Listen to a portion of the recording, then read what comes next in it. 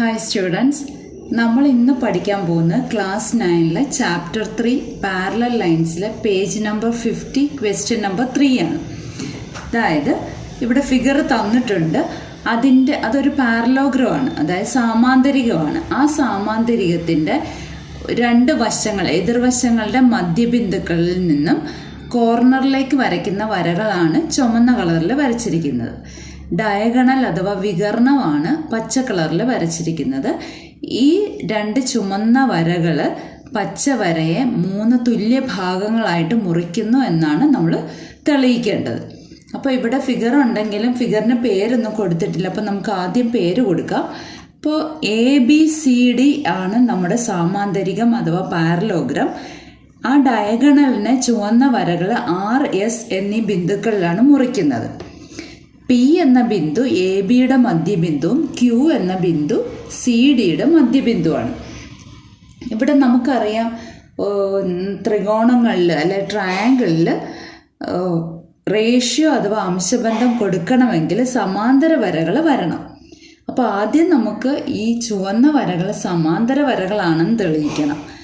അതിന് പകരമായിട്ട് നമുക്ക് തെളിയിക്കാവുന്നത് PBQD ഒരു സാമാന്തരികമാണെന്ന് തെളിയിച്ചാൽ മതി.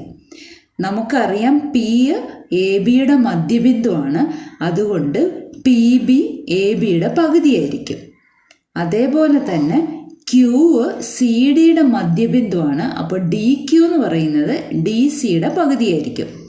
പിന്നെ ഒരു സാമാന്തരികം അഥവാ പാരലോഗ്രത്തിൻ്റെ എതിർവശങ്ങൾ തുല്യമാണ്. ABയും CDയും തുല്യമായതുകൊണ്ട് PBയും DQവും തുല്യമാണെന്ന് നമുക്ക് കിട്ടും.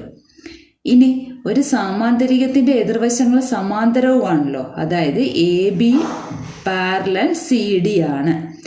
അതുകൊണ്ട് എന്താ പറയാം, PB പാരലൽ DQ ആണെന്നും പറയാം. ഇപ്പോൾ PB പാരലൽ DQ ആയി, PB ഈക്വൽ ടു DQ ആയി. അപ്പോൾ ഈ PBQD ഒരു പാരലോഗ്രാം അഥവാ സാമാന്തരികമാണെന്ന് നമുക്ക് തെളിയിച്ചു. സാമാന്തരികമാകുമ്പോൾ മറ്റ് രണ്ട് എതിർവശങ്ങളും സമാന്തരമായിരിക്കുമല്ലോ. ഇപ്പോൾ ഇവിടെ മറ്റ് രണ്ട് എതിർവശങ്ങൾ എന്ന് പറയുന്നത് ഈ ചുവന്ന വരകളാണ്. ആ ചുവന്ന വരകളും സമാന്തരമായി. ഇനി സമാന്തര വരകൾ ഉള്ള ത്രികോണങ്ങളാണ് ഇനി നമുക്ക് എടുക്കാൻ പോകുന്നത്. ആ ത്രികോണങ്ങൾ വെച്ചിട്ടാണ് നമ്മൾ റേഷ്യോ അഥവാ അംശബന്ധം വെച്ചിട്ടാണ് ഇത് തെളിയിക്കാൻ പോകുന്നത്. അപ്പോൾ അതിന് വേണ്ടിയിട്ട് ആദ്യം എടുക്കുന്ന ത്രികോണം ABS ആണ്. ഇവിടെ ഞാൻ ഷെയ്ഡ് ചെയ്ത് കാണിക്കുന്നുണ്ട്. ആ ABS എന്ന ത്രികോണത്തിൽ AP/PB എന്ന് പറയുന്നത് AR/RS ആയിരിക്കും. ഇനി APയും PBയും തമ്മിൽ എന്താ ബന്ധം? P ABയുടെ മധ്യബിന്ദു ആണല്ലോ, അപ്പോൾ APയും ABയും തുല്യമല്ലേ. അതായത് ഇടതുവശത്ത് കിടക്കുന്ന APയും ABയും മുകളിലും താഴെയുമായിട്ട് കിടക്കുന്ന APയും PBയും തുല്യമായതുകൊണ്ട് വലതുവശത്ത് കിടക്കുന്ന ARഉം RSഉം തുല്യമായിരിക്കും. മനസ്സിലായോ? ഇനി അതേപോലെ തന്നെ നമുക്ക് അടുത്ത ത്രികോണം എടുക്കാം.